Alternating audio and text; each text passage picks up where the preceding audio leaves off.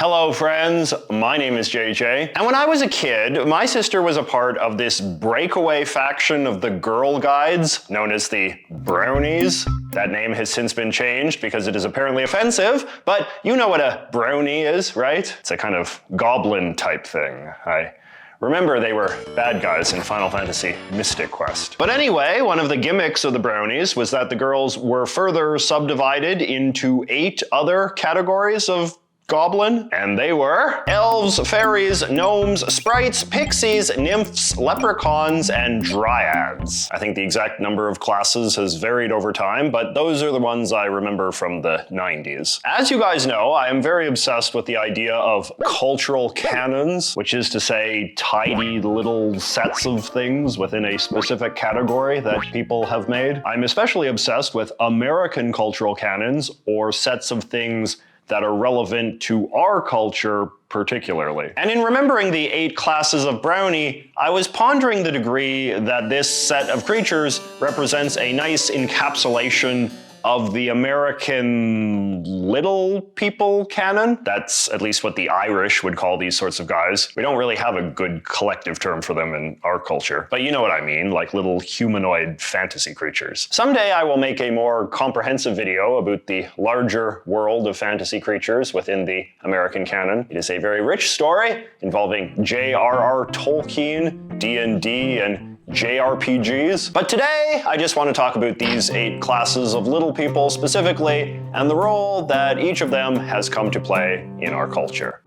Now obviously, all of these creatures originally come from folklore, specifically English folklore. But when you study the history of English folklore, one of the first things you learn is that prior to the 20th century, and especially the rise of J.R.R. Tolkien, a lot of fantasy creatures lacked consistent definitions or depictions. Different folk legends from different parts of England, to say nothing of different parts of Europe, might use wildly different descriptions of what, say, an elf was. In one story, an elf might be a giant, ugly creature. In another one, they might be tiny and dainty. As an academic who had studied a lot of Anglo-Saxon folklore, one of Tolkien's big motives in writing the Lord of the Rings books was to create a coherent and consistent world from the history he had studied. He never suggested that the way that he portrayed ogres or trolls or elves or giants in his books were the historically correct way. He simply said that he was adding to the sum total of English folklore with new stories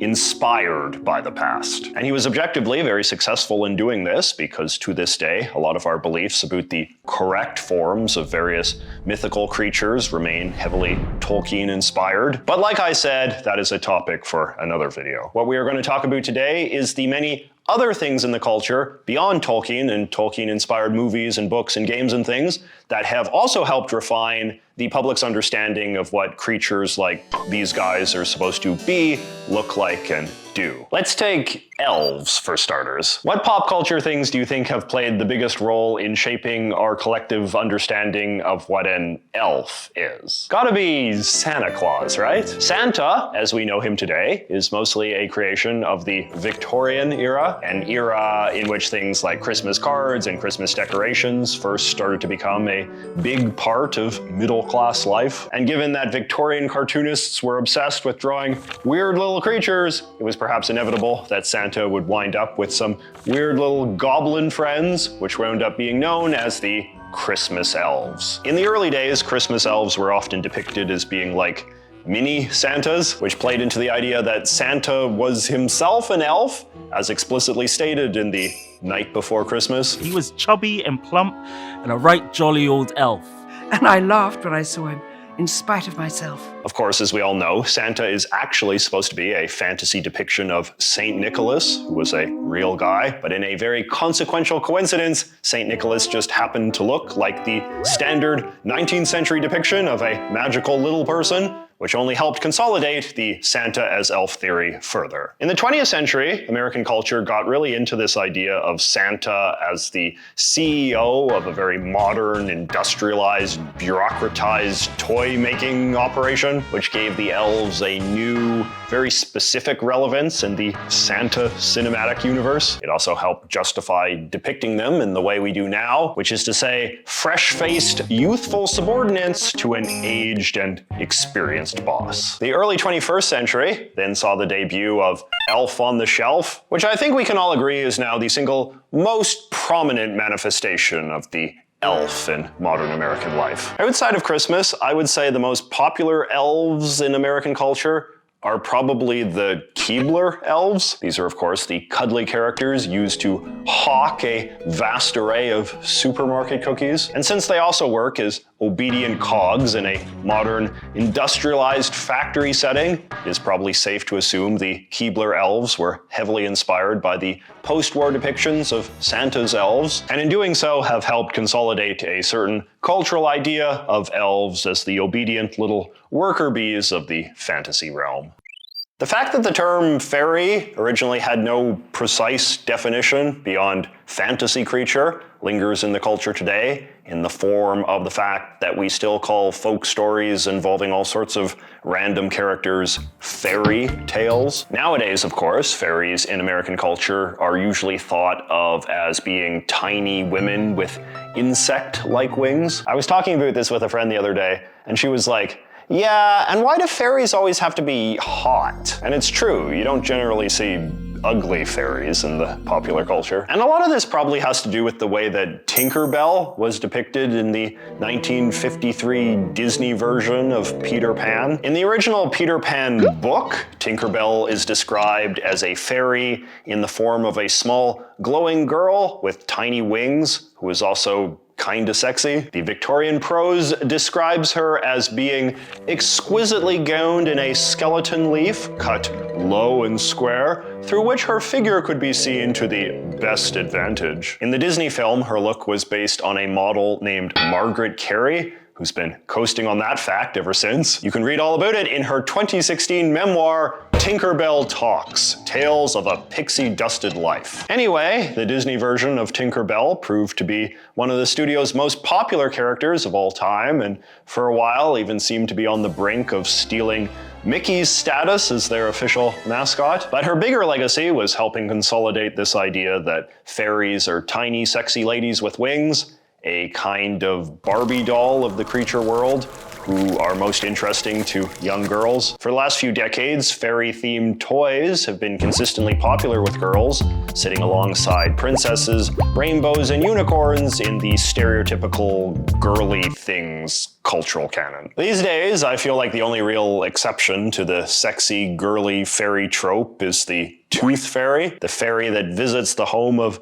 good, middle-class children while they sleep and exchanges any random baby teeth they might have lying around for a buck or two. The tooth fairy is a distinct creation of American folklore of unclear origin, but she seems to be a mostly post-war thing. She's up there with Santa and the Easter Bunny in terms of mythical characters who became part of new middle-class family rituals of generosity, born from the fact that post-war families increasingly had enough money to afford giving all sorts of little random presents to their children. While I don't feel like we have a very standard canonical understanding of what the tooth fairy is supposed to look like, I do feel like a lot of pop culture tends to depict her as being somewhat frumpy, with a very business-like personality, maybe almost like a stereotypical secretary or something. And this clearly comes from growing self-consciousness in the culture that the character is just so inherently preposterous. It's hard not to be a little ironic about her.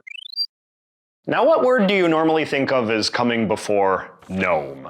Garden, right? The tradition of putting little whimsical statues of men in your garden is said to be a German tradition originally, imported to England in the Victorian era and then America sometime after. This here is Lampy, said to be the oldest surviving garden gnome in the world. He was imported to England from Germany in the late 19th century, by an eccentric British aristocrat named Sir Charles Edmund Isham, who to this day is basically only remembered for being the guy who imported the first garden gnome. The now cliched garden gnome look that you see in cartoons and movies and video games originates from two sources: a German company called Zwergstadt that claims to have invented the modern, mass-produced style of ceramic garden gnome in the late 1800s, and a popular Dutch picture book from the 1970s called simply Gnomes that tried to retroactively create some folklore to rationalize a commercial product that had by now become a beloved knick-knack of the Western middle class. And the Western part is significant. Prior to German reunification in the 1990s, the Zwergstadt company was based in the former East Germany, and according to their website, the communist government of that country didn't believe that good socialists should own something as decadent and frivolous as whimsical garden decorations, so they were initially only produced to export to bourgeois capitalist foreign countries.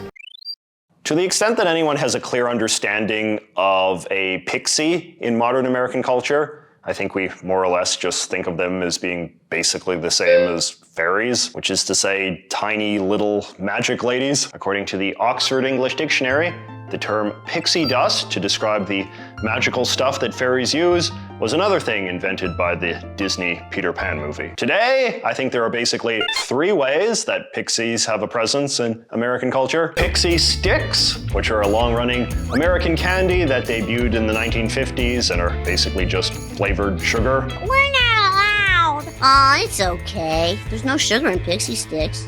Trust me. Okay. Don't hug it all, smelly head. Go to hell, sick face. Give me that sugar. The pixie cut, which is a 2010s era term for a certain kind of messy hairstyle for short-haired women, though it seems to be more inspired by Halle Berry than any popular depiction of a pixie, based on the Google image search results. And the manic pixie dream girl, which is a phrase invented by the pop critic Nathan Rabin to describe cute and eccentric female characters who appeal to a certain sort of young, millennial male fantasy. I guess in this one, the pixie part refers to the idea that these characters have a certain magical vibe, even if it is just the magic of learning to believe in yourself. A sprite is another vaguely defined magical creature that I feel exists almost entirely as a metaphor for other things these days. The soda Sprite is technically named after one. In the 1940s, the mascot of the Coca-Cola Corporation was a little magical guy called Sprite Boy, and when Coke unveiled their new lemon lime soda to compete with 7-Up in 1956, they named it after him. This is what the TV tropes people call an artifact title, where the name of something outlasts the thing it was originally named after. Today, however, I think most of us are most familiar with Sprite as the term used for pixel-based characters used in old-school video games. In this article on the history of video game sprites in Paleotronic magazine, it is claimed that programmers in the 70s used the term because just like mythological sprites, video game sprites had a similar ability to move about quickly, appear, and disappear. In this picture, we can see a sprite beside a sprite. The legacy of sprites also lives on in the form of the term sprightly, which means energetic and whimsical,